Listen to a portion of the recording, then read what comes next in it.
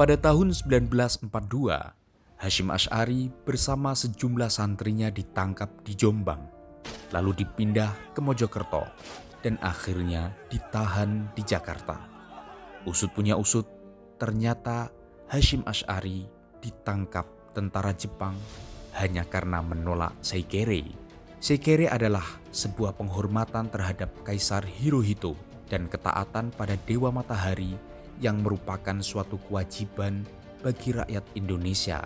Kala itu, Seikere ini dilakukan dengan membungkuk ke arah Tokyo setiap pukul 7 pagi. Hasyim Asy'ari menolak Seikere karena hanya Allah yang patut disembah, bukan manusia atau matahari. Alhasil, beliau kemudian ditangkap.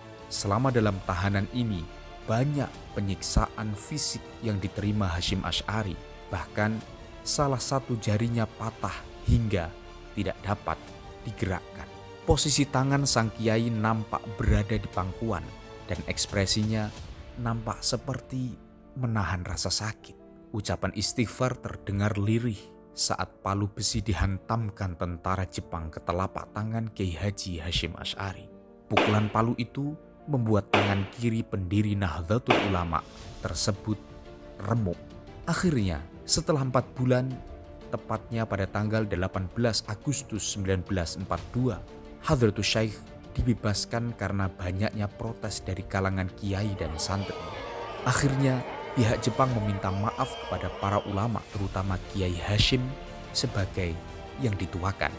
Sebelumnya pada 1913, Intel Belanda mengirim seorang pencuri untuk membuat keonaran di Tebu Ireng. Pencuri ini kemudian tertangkap dan dihajar oleh para santri hingga tewas. Tewasnya pencuri ini dimanfaatkan pihak Belanda untuk menangkap Hasyim Asy'ari dengan tuduhan pembunuhan. Akan tetapi, karena Hasyim Asy'ari memahami dengan baik hukum-hukum Belanda, ia dapat menepis semua tuduhan tersebut dan lepas dari jeratan hukum.